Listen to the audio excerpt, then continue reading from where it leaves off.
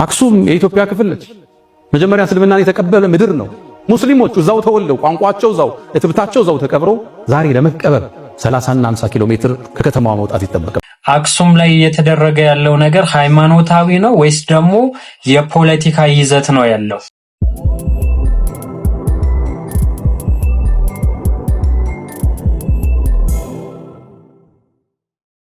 ውድና የተከበራችሁ የቻናላችን ተከታታዮች አሰላሙ አለይኩም ወራህመቱላሂ ወበረካቱ። ዛሬም የጌታችን ያለ መልካም ፍቃድ ሆኖ ለእናንተ አስተማሪና ቁም ነገር አዘል የሆኑ ቪዲዮዎችን ይዤላችሁ ብቅ ብያለሁ። እስከ ቪዲዮአችን ፍጻሜ ድረስ አብራችሁን ሁኑ። እስቲ አክሱምን በተመለከተ ኡስታዝ ያሲን ኑሩ የተናገራቸው ንግግሮች አሉ። እንዲሁም ደግሞ ከትናንት ወዲያ ነው ትናንትና የኢትዮጵያ የፌዴራል መጅሊስ የሰጠው መግለጫ ነበረ። በዛ መግለጫው ላይ የኢትዮጵያ የሃይማኖት ተቋማት ጉባኤ መግለጫ እንዲሰጥ እንዲሁም ደግሞ እንደነዚህ አይነት ነገራቶችን እንዲያወግዝ እንዲሁም የኢትዮጵያ ኦርቶዶክስ ተዋህዶ ቤተክርስቲያን ሲኖዶስ ይህን ነገር በጊዜ እልባት እንዲሰጥ በሰላማዊ መንገድ ጥያቄ አቅርበዋል። እነዚህ ጥያቄዎችን ምላሽ የማያገኝበት አንድ ነገር እነግራችኋለሁ። ያ ደግሞ ምንድነው? አክሱም ላይ እየተፈጸመ ያለው ነገር ፖለቲካዊ ወይም ደግሞ የሆኑ ግለሰቦች አስተዳደር ውስጥ ያሉ ኢሊቶች የሚያደርጉትን ተግባር ሳይሆን ሃይማኖታዊ ይዘት እንዳለው ዛሬ በመረጃ አሳያችኋለሁ። ባለፈ ቪዲዮ ሰርቼ ነበረ። ዛሬ ሞር ክሊር አድርጌ የምነግራችሁ ይሆናል። መጀመሪያ እስቲ ያሲን ኑሩ ንግግር እንስማው። አክሱም የኢትዮጵያ ክፍል ነች። መጀመሪያ እስልምናን የተቀበለ ምድር ነው። ሙስሊሞቹ እዛው ተወልደው ቋንቋቸው እዛው እትብታቸው እዛው ተቀብረው ዛሬ ለመቀበር 30 እና 50 ኪሎ ሜትር ከከተማዋ መውጣት ይጠበቅባቸዋል። ለምን ስትላቸው አክሱም ዳግማዊ ኢየሩሳሌም ነች ይለዋል። እሺ ኢየሩሳሌም እስራኤል ውስጥ መስጂድ አለ፣ ሙስሊሞች አሉ፣ ሙስሊሞች ይቀበራሉ ዋናው ቦታ ላይ። እዚህ ለምን ከለከልካቸው? ሕገ መንግስቱ የሃይማኖት ነፃነትን አውጇል። አንተ ለምን ነፈካቸው? አክሱም ውስጥ መጠጥ ቤቶች አሉ፣ ሺሻ ቤቶች አሉ፣ ይጠጣል፣ ይጨሳል። ሶላት ያው ሙስሊሞች የመርየምን ቅድስነት የተቀበሉ የኢየሱስን ነብይነት ያጸደቁ ክርስቲያኖችን የመጽሐፍ ሰዎች ብለው ያሉት ሙስሊሞች መጠጥ ከሚጠጡ ተራቁበት። ምናልባት በዚህ አጋጣሚ ክቡር ጠቅላይ ሚኒስትርን ለተናገሩት ንግግር አመሰግናለሁ። አክሱም ውስጥ ያሉ ሙስሊሞች 30 ኪሎ ሜትር ሄደው እንዲቀበሩ ከተገደዱ የሞቱት የከለከሉት ናቸው፣ ያ ሰውዬ አይደለም ብለዋል። ይሄ ትርክት ይሄን አስተሳሰብ ፈጥሮ አለፈ። ይሄ ቅድም ያወራሁት የታሪክ አጻጻፍ ሂጃብ እህቶቻችን ለብሰው እንደይሰግዱ ስንክሳር ሆኗል። አሁን በየፖለቲካው ምህዳር የምታዩት ንግዱ ቦታ ላይ የምታዩት ክፍተቶች ሁሉ የዚህ አስተሳሰብ ውጤት ነው። ከፈለው መጤ ከፈለው ደግሞ ባላገር። እሺ እንስማማ ብለህ ጠይቅ። እዚህ ሀገር ቀድሞ የገባው ማን ነው? ክርስትና ወይስ እስልምና? ከሰሜኑ አካባቢ ክርስትና ቀድሟል። አዲስ አበባን ይዞ ወደ ታች ደግሞ እስልምና ቀድሟል። ምኒልክ ግዛታቸውን አስፋፍተው ሐረርን ጅማን ከማቀፋቸው በፊት ጅማ እኮ እስላማዊ ሀገር ነች። ሀዲያ እኮ እስላማዊ ሀገር ነች። ሐረር እኮ እስላማዊ ሀገር ነች። የእስልምና የመገበያያ ሳንቲም ያላት ሀገር ነች። የራሷ ጦር ያላት ክፍለ ጦር ያላት ሀገር እኮ ነች። እሷን ስታቅፋት እስልምና ቀድሞ ነበር እዛ ውስጥ። ስለዚህ አዲሷ ኢትዮጵያ ውስጥ የሆነ ቦታ ላይ ቀድሞ ይገባል፣ የሆነ ቦታ ደግሞ ቀድሞ ሌላ ሃይማኖት ገብቷል። የሁለቱ ውህደት ነች። የሚያዋጣን አንድ ነገር ብቻ ነው፣ መደመር፣ መሰላሰል፣ መሰባጠር፣ አብሮ መጓዝ፣ መጣመር ብቻ። መሰላል እንደምታውቁት ወደ ከፍታ ስንወጣ ሁለት ቋሚዎች አሉት፣ በርካታ ግድሞች አሉት። መሰላል ከዚህ ነው የሚሰራው። አንዱ ብሔር ከሌላኛው ብሔር ጋር፣ አንዱ ሃይማኖት ከሌላው ጋር ተሰናስኖ ነው ወደ ኢትዮጵያ ብልጽግና ከፍታ መውጣት የምንችለው። አንዱን ጥለህ አንዱን አንጠልጥለህ የኢትዮጵያን ህዳሴ ማረጋገጥ አንችልም። ሁሌም መጠላለፍ መጠፋፋት ብቻ ነው። በማህበራዊ የለውጥ እርከን ውስጥ 3 እርከን እንዳለ ይነገራል። አንደኛው እኔ የሚባለው እርከን ነው፣ ዲፔንደንሲ የምንለው። ሁለተኛው ደግሞ አንተ የሚለው ነው፣ ለሌላው ዕዳን ማሸከም ኢንዲፔንደንስ ይደነዋል። ሶስተኛው ኢንተርዲፔንደንስ፣ አንዱ ካንዱ ጋር ሲገመድ፣ አብሮነትን ስታውጅ፣ ተባብረን እንደግ ስትል፣ የናንተም የኛም ሀገር ነው። ሁሉም እኩል ነፃነት አግኝቶ፣ ሁሉም ቤተ እምነቱን ገንብቶ፣ ሁሉም ሃይማኖቱን በነፃነት አድርጎ ከዛ በኋላ ያለውን በእውቀት እንደኛኝ ያና ሃይማኖት ከኔ ጋር በእውቀት አውርደን እውቀት ሲያሸንፍ አባል ይሆናል። በማግለል በመግፋት ይችን ሀገር ወደ ላይ ከፍ ልናደርጋት አንችልም። አላ ወፈዓሉል ኸይራት ወስተግፊሩ ረበኩም ፈጡባ ሊልሙስተግፊሪን። እዚህ ጋር ጥሩ ነገር ነው የተናገረው ኡስታዝ ያሲን ኑሩ። ነገር ግን አንድ መረዳት ያለብን ነገር አለ። ይህን ነገር እያረጉ ያሉት እነማን ናቸው ስንል አንድ እውነታ ስነግራችሁ ምንድነው በቤተ ክርስቲያን ደረጃ ታትመው ለምዕመናኖች የህይወት መመሪያ ይሆን ዘንድ በተለያዩ የቤተ ክርስቲያን የመጽሐፍ መደብር ላይ የሚሸጡ የቤተ ክርስቲያኒቱ መጽሐፎች ናቸው። ለምሳሌ አክሱም በሀገሪቱ ተዳደራዊ ደንብ የምትተዳደር አይደለችም፣ የጽዮን ሀገር ናት፣ ጽዮን ከተማ ናት ምናምን ብለው ይናገራሉ። ይህን ነገር የሆኑ ግለሰቦች ብቻ የሚናገሩት ነው ወይስ ደግሞ እንዲህ የሚናገሩ በቤተ ክርስቲያን ደረጃ እውቅና ያላቸው መጽሐፎች አሉ ስንል አሉ። ለምሳሌ መጽሐፍ አክሱም ማለት የሚገርማችሁ ይህን መጽሐፍ በግዕዝ የተጻፈ እንዲሁም ደግሞ በላቲን ቋንቋ የተተረጎመ ነው።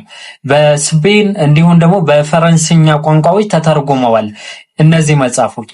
ይህን መጽሐፍ የአክሱም ወይም ደግሞ በእነሱ አባባል ጽዮን ከተማ ደንብና አስተዳደር ህግጋትን የሚናገር መጽሐፍ ነው።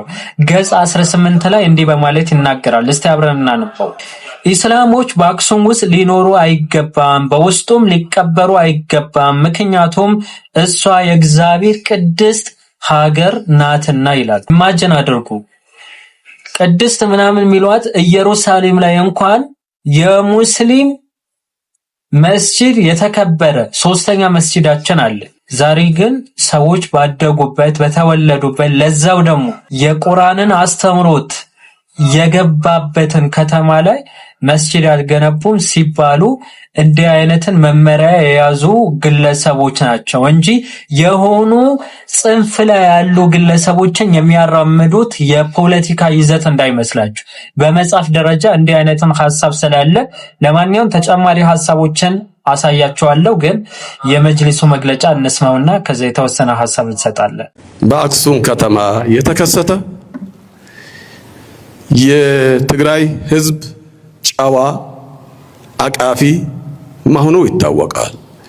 የትግራይን ህዝብ ባህሪ የተከተለ ሳይሆን ከትግራይ ህዝብ ባህሪ ወጣ ያለ ባህሪ ስለሆነ የትግራይ ህዝብ ልክ አሁን ግዛዊ መስተዳደሩ ለማስተካከል በሚለፋው መልኩ የትግራይ የሀገር ሽማግሌ ይህን ጉዳይ ወደ ነበረበት እንዲመልስ ብቻ ሳይሆን እኛ ሃይማኖቶች ተከባብረን በነበረው ቤተ እምነታችን፣ ቁርአናችን፣ መጽሐፍ ቅዱሳችን ተከብሮ ዛሬ እዚህ እንደደረሰ ሁሉ ወደ ነበረበት እንዲመልስና በመንግስታችን መርህ ተመስርተን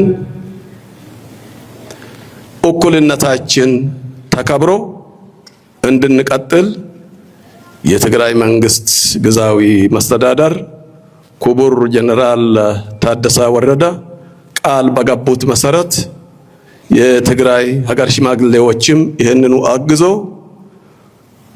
ውሎ ሳያድርና ወደማይሆን ከመግባቱ በፊት በእንጭጩ ወደ ነበረበት ሰላማዊና ተባባሪነት እንዲመልስ በዚህ አጋጣሚ ጥሪዬን ለማቅረብ ወዳለሁ።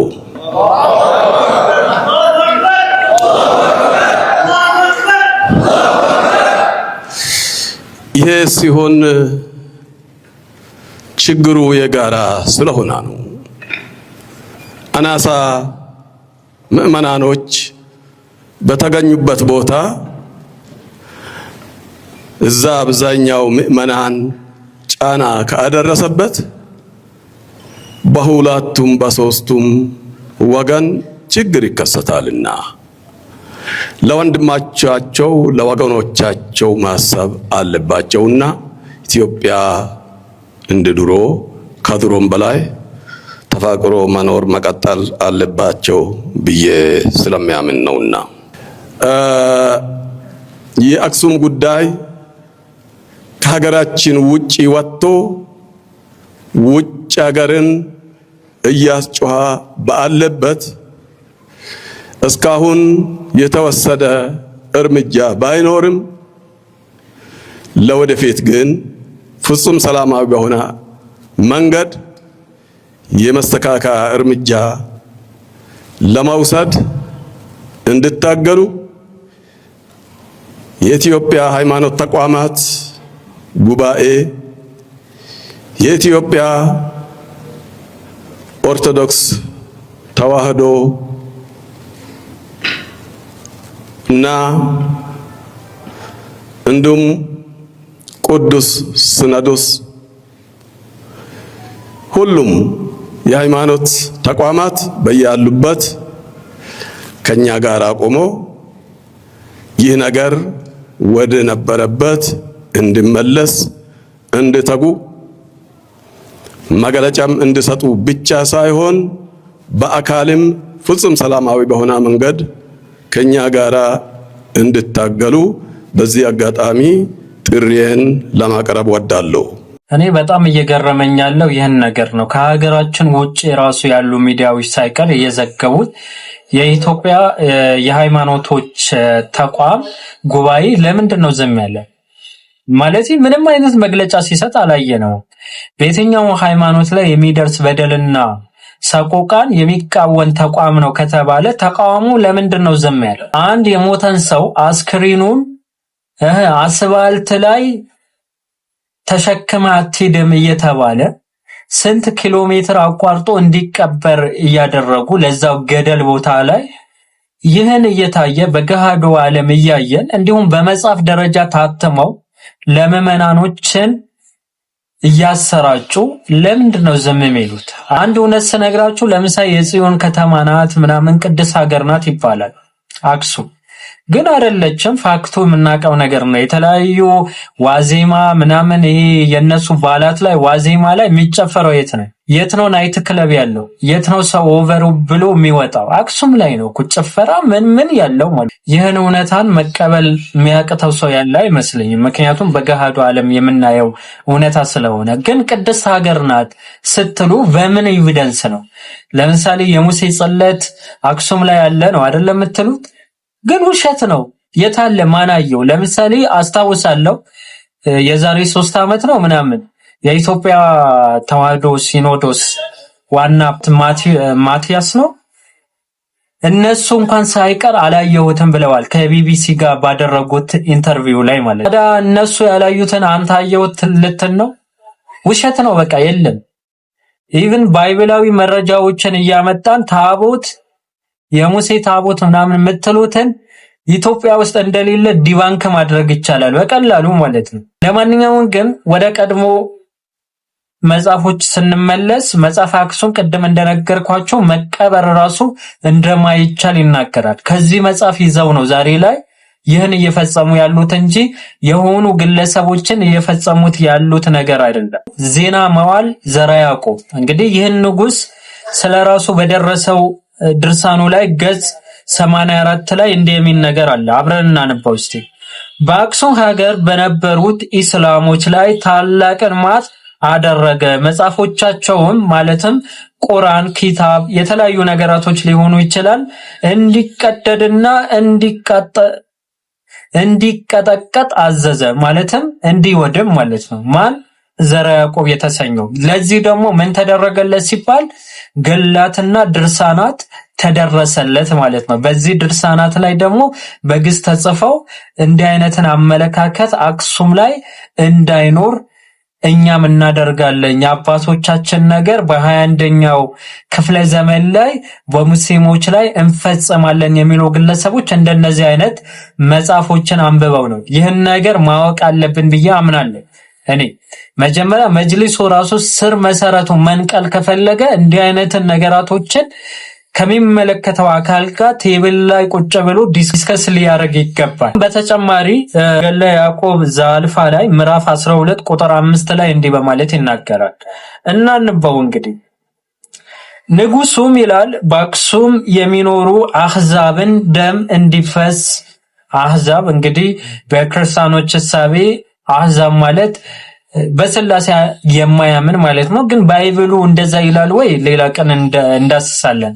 አህዛብ በመጽሐፍ መነጽር ወይም በባይብል መነጽር ኢቭን ክርስቲያኖች ራሳቸው እንደሆኑ ኤቪደንስ ማቅረብ እንችላለን። ለጊዜው ላሸንበለው ግን ምን ይላል? እንዲፈስ አማልክቶቻቸውም እንዲቀጠቀጥ አዘዘ። ማለትም ለምሳሌ ከስላሴ አማኝ ነን የሆነ አካል በአጠቃላይ መጽሐፎቻቸውም እንዲሁም ደግሞ ምልክቶቻቸውን እንዲወድም አደረገ ይላል። እንግዲህ ይህን መጽሐፍ በተለያዩ ቤተክርስቲያኖች ውስጥ እያለ በተለያዩ የቤተክርስቲያን መጽሐፍ መደብሮች እየተሸጠ አክሱም ላይ ይህን ነገር ቢደርስ አይግረማችሁ። ይህን ነገር ፖለቲካዊ ይዘት ያለው ሳይሆን ሃይማኖታዊ ነው። ነቃበል የሚመለከተው አካል ደግሞ ፍትህ ለወንድሞቻችን ሊሰጥ ይገባል። ለአክሱም ወንድሞቻችን ፍትህ እንላለን። ወሰላሙ አለይኩም።